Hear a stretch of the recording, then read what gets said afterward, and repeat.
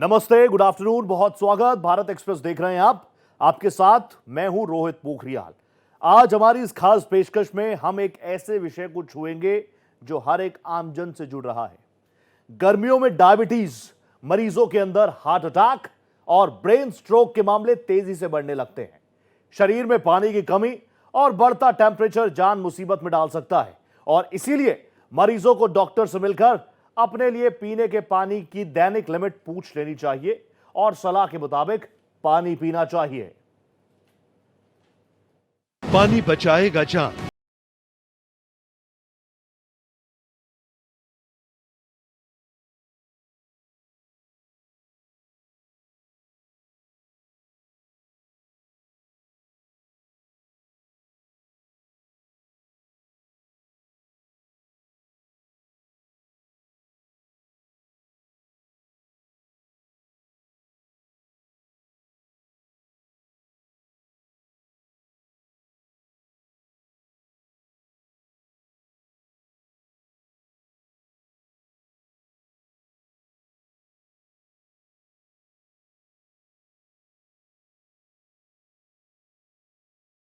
Stroke, heart attack का संकट।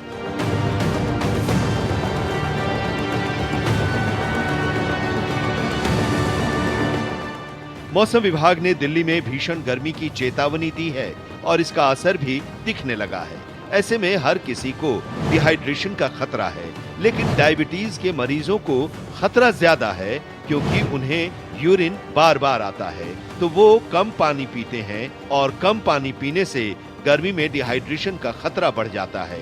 इसलिए डॉक्टरों ने अपील की है कि डायबिटीज के मरीज अपना हाइड्रेशन बनाए रखें, पर्याप्त पानी पिएं, वरना कम पानी पीने से ब्लड गाढ़ा हो सकता है और हार्ट अटैक, ब्रेन स्ट्रोक और ब्लड प्रेशर हाई होने का खतरा है। डायबिटीज एक्सपर्ट्स का कहना है कि इस बार गर्मी ज्यादा हो रही है, अलर्ट रहना जरूरी। गर्मी में डायबिटीज के मरीज, बुजुर्ग मरीज, ऐसे हार्ट और किडनी के मरीज जिन्हें डॉक्टर ने कम पानी पीने की सलाह दी है, जो डायबिटीज के मरीज SGLT2 दवा पर हैं, उन्हें इस मौसम में न केवल अलर्ट रहना है बल्कि पर्याप्त मात्रा में पानी पीना है। हार्ट और किडनी के मरीजों को कम पानी पीने की सलाह दी जाती है, तो उन्हें भी अपनी लिमिट पर एक बार डॉक्टर से संपर्क करना चाहिए और जितना पानी पी रहे हैं उसे एक बार में पीने के बजाय थोड़ी थोड़ी मात्रा में पिएं। डॉक्टर के मुताबिक डायबिटीज के जो मरीज शुगर कंट्रोल के लिए SGLT2 ब्लॉकर्स दवा लेते हैं, जिसमें एक्स्ट्रा शुगर की मात्रा यूरिन के जरिए बाहर निकल जाती है, अगर वो पानी कम पिएंगे तो यूरिन कम आएगा और उनका शुगर लेवल बढ़ सकता है। इसलिए बॉडी में फ्लूइड की मात्रा यानी पानी की मात्रा कम नहीं होनी चाहिए। विशेषज्ञों की सलाह है कि पानी पीना जरूरी। फ्लूइड कम होने से बॉडी डिहाइड्रेट हो जाती है, ब्लड गाढ़ा होने लगता है। जब ब्लड गाढ़ा होता है तो इसकी वजह से ब्लड प्रेशर बढ़ता है, हार्ट में ब्लॉकेज का खतरा हो जाता है और साथ में ब्रेन स्ट्रोक की संभावना बढ़ जाती है। इन सारी परेशानियों से बचने के लिए पानी पीना जरूरी है। विशेषज्ञ डॉक्टरों के मुताबिक आम लोगों को भी इस समय पर्याप्त पानी पीना चाहिए, लेकिन डायबिटीज के मरीज अगर बाहर निकल रहे हैं तो साथ में पानी रखें। प्रेग्नेंट महिलाओं को भी खास ध्यान रखना चाहिए, उनके शरीर में भी पानी की कमी हो सकती है। जिन लोगों की हाल में सर्जरी हुई है, किडनी और हार्ट की बीमारी है, तो उन्हें सबसे पहले गर्मी से बचना चाहिए। बाहर गर्मी में जाने से बचें और डॉक्टर से एक बार जरूर सलाह करें कि क्या पानी की मात्रा बढ़ा सकते हैं। आमतौर पर इन मरीजों को आम दिनों की तुलना में गर्मी में आधा लीटर ज्यादा पानी पीने की सलाह दी जाती है। डिहाइड्रेशन से बचने के लिए केवल पानी ही जरूरी नहीं है, पानी के एवज में छाछ, नींबू पानी, ORS का घोल, संतरा, मौसमी खा सकते हैं। सॉलिड फूड और घी, बटर का सेवन कम करें, इससे ज्यादा प्यास लगती है। सेहत पर ध्यान रखकर इन खतरों से बचा जा सकता है। तो ये ऐसा विषय है जो कहीं ना कहीं हर किसी को छू रहा है। वैसे ही आप देख रहे होंगे कि अभी तो गर्मी की शुरुआत है और ऐसा लगता है कि गर्मी रोज एक नया रिकॉर्ड बनाने के लिए अग्रसर हो। दूसरी तरफ आज क्योंकि हमारा ये शो हेल्दी भारत हम रोज आपके लिए लेकर आते हैं, आज जो फोकस के पॉइंट्स हैं वो है बढ़ती गर्मी, डायबिटीज और हार्ट अटैक्स। इसको लेकर जो जबरदस्त पैनल मेरे साथ जुड़ा हुआ है ना, यकीन मानिए बहुत स्ट्रांग पैनल है। मेरे साथ डॉक्टर एम वली सर जुड़ चुके हैं, जिन्हें किसी इंट्रोडक्शन की जरूरत नहीं है, बहुत सीनियर हैं और अपने आप में अगर मैं कह दूं कि यूनिवर्सिटी है तो ये भी गलत नहीं होगा। वली सर नमस्ते, बहुत स्वागत आपका भारत एक्सप्रेस पर। Thank you very much. Wali sir, मैं आपसे समझना चाहूंगा, जैसा मैं पहले आपके इंट्रोडक्शन में बोल चुका हूं, आज मैं एक एंकर के तौर पर नहीं, एक स्टूडेंट के तौर पर आपके सामने बैठूंगा और मैं आपसे समझना चाहूंगा कि क्या डायरेक्ट रिश्ता है, जैसे हम देख रहे हैं कि जैसे जैसे टेम्परेचर आगे बढ़ रहा है इसका इंपैक्ट हेल्थ पर भी हो रहा है, खास तौर पर ब्लड शुगर और हार्ट अटैक्स के जो आंकड़े भी आ रहे हैं वो भी कहीं ना कहीं इसी तरफ इशारा करते हैं। आपका रिसर्च, आपका एनालिसिस क्या बताता है? बढ़ता टेम्परेचर और डायबिटीज और हार्ट अटैक, इनमें डायरेक्ट कोई रिश्ता है क्या? रोहित, मैं आपको कॉन्ग्रेचुलेट कर रहा हूँ, मुबारकबाद दे रहा हूँ कि आपने बहुत टाइमली ये प्रोग्राम चुना है on dehydration. Thank you so much. पहले ही इससे गर्मी आने से पहले ही हार्ट अटैक के केसेस में हम ये देख रहे हैं, जो कि जिस चीज़ की बात नहीं हो रही है, आई विश आप इस पे भी एक प्रोग्राम कीजिए कि लोगों को, जिन लोगों को कोविड हुआ है जी। उनका ब्लड गाढ़ा हो रहा है हम्म। और यंग बच्चों में गाढ़े ब्लड के कारण प्रॉब्लम्स हो रही है, जिसको हम पॉलीसाइथीमिया कहते हैं। जी। तो ऐसे में अगर डिहाइड्रेशन हो जाए तो वो ब्लड गाढ़ा हो जाएगा। कल भी मेरे पास एक पेशेंट आए थे जिनका हीमोग्लोबिन 20 था, उनको पता नहीं था, he was walking on the road, he had diabetes. Okay. तो इस तरह के केसेस जो आ रहे हैं वो पानी से डायरेक्टली रिलेटेड है, ये खून का गाढ़ा होना। हम खून के गाढ़े होने में जब बात करते हैं तो कोलेस्ट्रॉल की बात करते हैं जी। अब पानी का रिश्ता खून से बहुत मजबूत है और खून का रिश्ता हार्ट से बहुत मजबूत है। तो जब हम उन पेशेंट्स की बात करते हैं जो कार्डियक फेलियर में हैं, जिनके हार्ट डायलेटेड हैं, हार्ट अटैक होने के बाद जिनकी ठीक से केयर नहीं हो रही है, जिनके एजेक्शन फ्रैक्शंस, जिसको हम हार्ट का इको का हम एक इंडेक्स कहते हैं, कितना सिकुड़ता है हार्ट, कितना फैलता है, वो कम है और उनका हार्ट वीक है।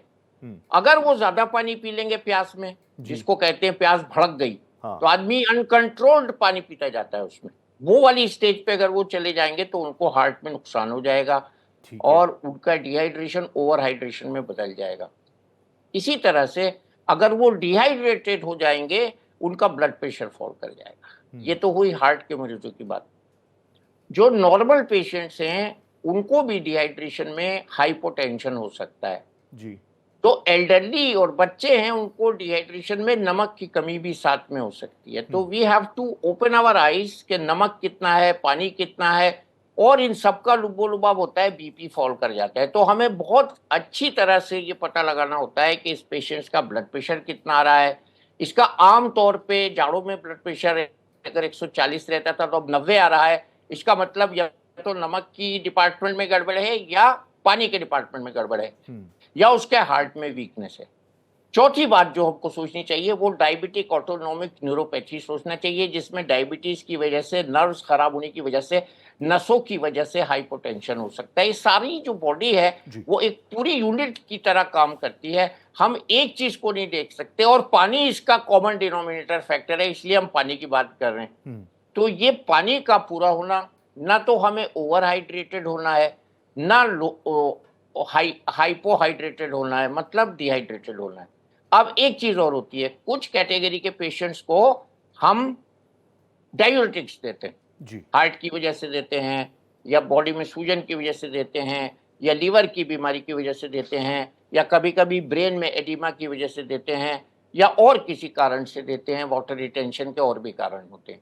वो जो लोग डायूरेटिक पे होते हैं उनकी पानी की रिक्वायरमेंट मेरी रिक्वायरमेंट से ज्यादा होगी, क्योंकि मैं डायूरेटिक से पानी अपना नहीं निकाल रहा हूँ। तो ये बहुत जरूरी होता है। अब एक कैटेगरी और आजकल देखने को मिलेगी, डॉक्टर्स के लिए भी ये बहुत सावधानी का विषय है कि जिन लोगों को हम जाड़ों में पानी कम पीने को कहते हैं और उनकी मात्रा हम 1 लीटर बता देते हैं, ऐसे हार्ट के वो वाले मरीज जिनको कार्डियोमायोपैथी होती है या उनको हार्ट वीक होता है, अब 1 लीटर के करीब तो हम पानी सांस से निकाल रहे हैं, जिसको हम इनसेंसिबल लॉस ऑफ वाटर कहते हैं। 1 से 1.5 लीटर हम यूरिन में निकाल देते हैं जी। अब ये तो नेगेटिव बैलेंस हो गया।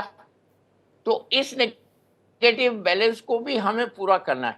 सो जो पेशेंट हाइपरटेंसिव हैं, डायबिटिक हैं, लिवर के पेशेंट हैं, ट्रांसप्लांट के पेशेंट हैं, इसके साथ साथ जो वीक पेशेंट हैं, दुबले हैं जिसको फ्रेलिटी कहते हैं, जो अक्सर पानी कम पीते हैं बाई हैबिट, जो प्रोस्टेट के पेशेंट होते हैं ना, वो पानी पीने के चोर होते हैं। वो सोचते हैं हमें खूब पेशाब आएगा तो कम हम कर पानी देते ना हैं, पिए, हाँ। और रात को वो डिहाइड्रेट हो जाते हैं, शाम से पानी नहीं Very पीते, true, सुबह sir. में डिहाइड्रेटेड मिलते हैं। तो ऐसे कैटेगरी के पेशेंट्स का गर्मी आते समय रिवैल्यूएशन करके, ब्लड प्रेशर चेक करके, सोडियम चेक करके, उनका इको करके, if they are cardiac patients, उनके साथ ये प्रोग्राम आपका बहुत ही अहम हो जाता है। और इनको, मेरे दोस्त को आपने बुलाया है, डॉक्टर SCL गुप्ता Yes, को, sir. मैं उनको भी नमस्ते करता हूँ आपके Sir. माध्यम से।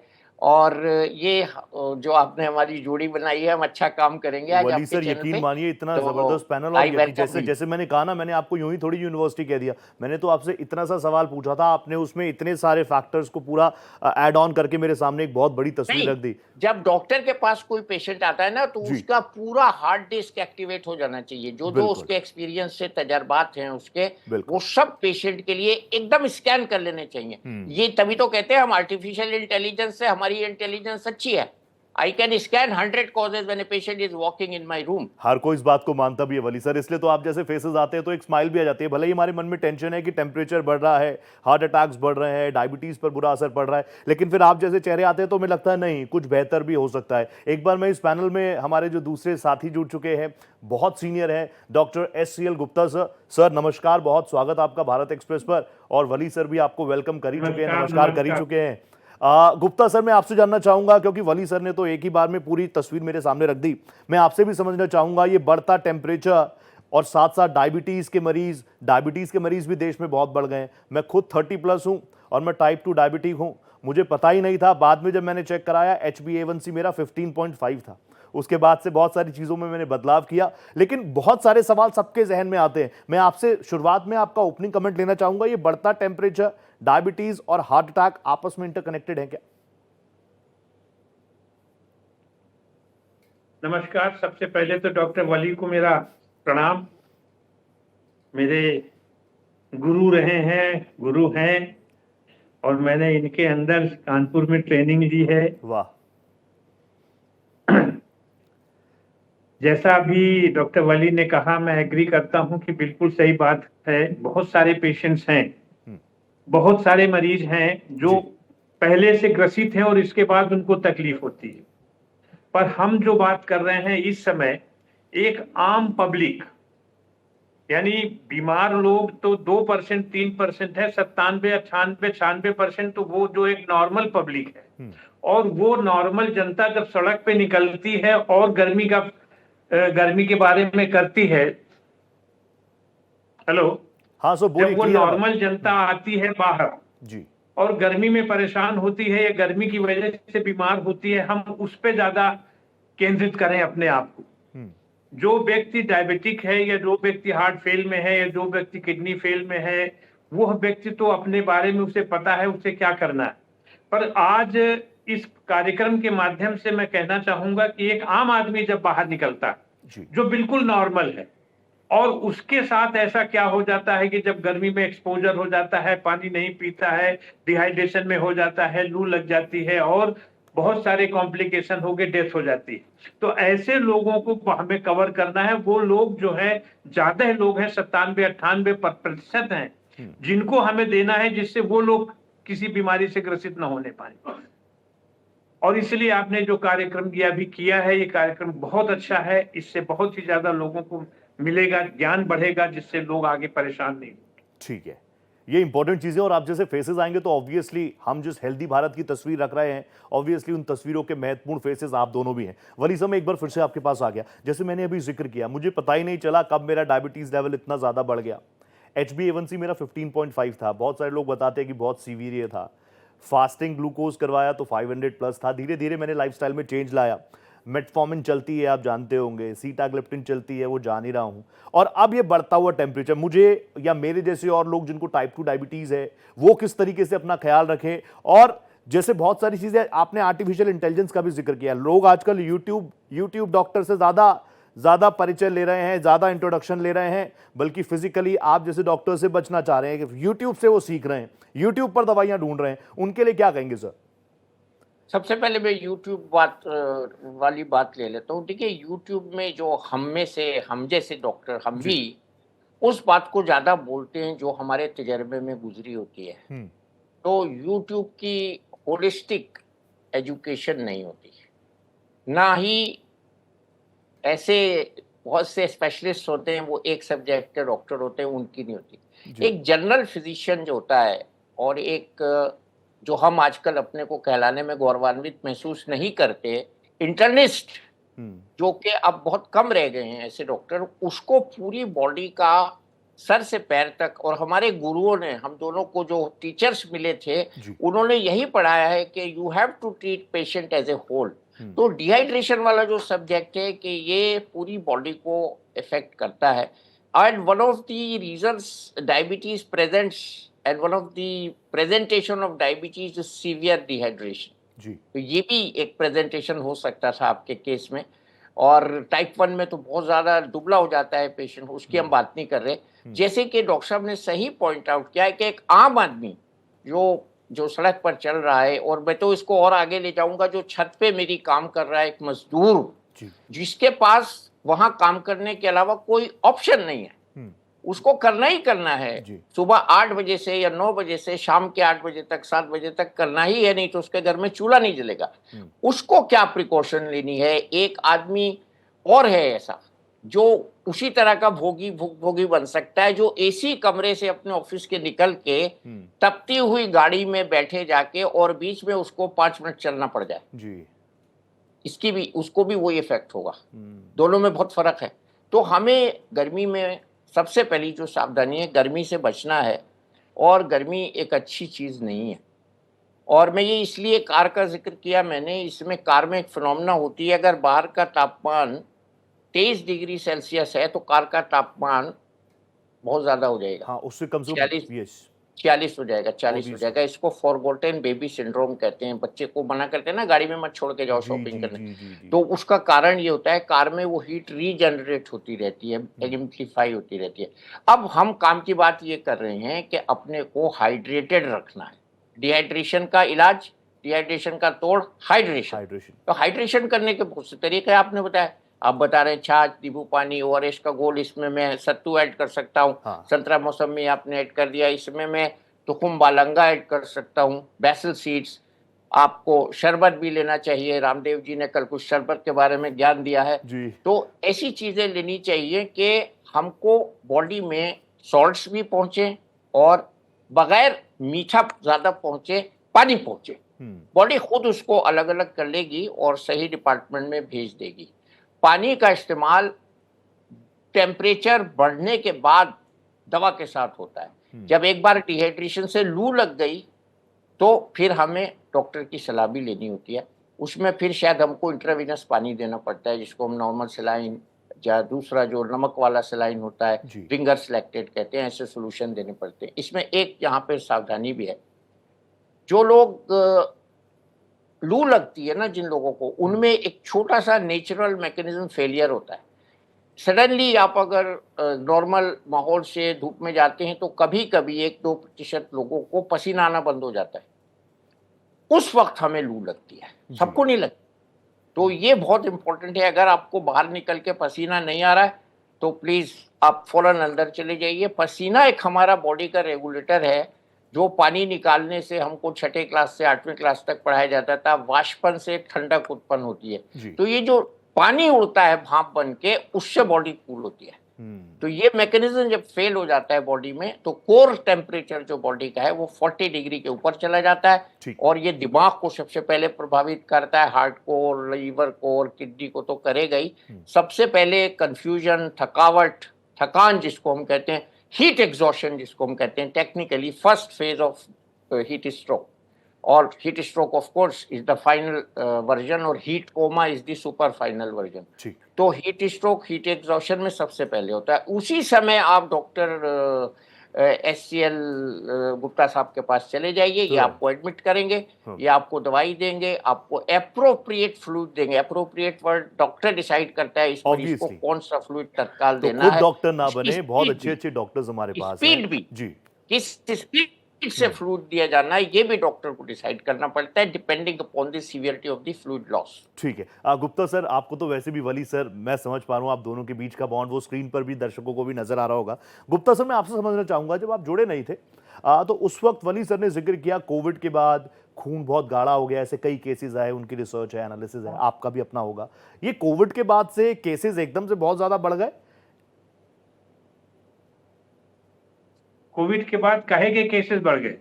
डायबिटीज के, हार्ट अटैक्स के, हमारी बॉडी का जो हम इम्यून सिस्टम जिसका हम जिक्र कर रहे थे। बट डायबिटीज और हार्ट के कुछ केसेस बढ़े जरूर हैं, मैं डॉक्टर वली से एग्री करता हूं। और उसकी जगह आप देखें, जो ट्रीटमेंट था, कोविड जिस समय आया था तो उस समय कोई ट्रीटमेंट की लाइन डिसाइड नहीं थी। जी बिल्कुल। क्या ट्रीटमेंट देना है क्या नहीं देना किसी को पता नहीं था। हिट एंड ट्रायल चल रहा था और उसकी एक ट्रीटमेंट का पार्ट था स्टेरॉइड्स।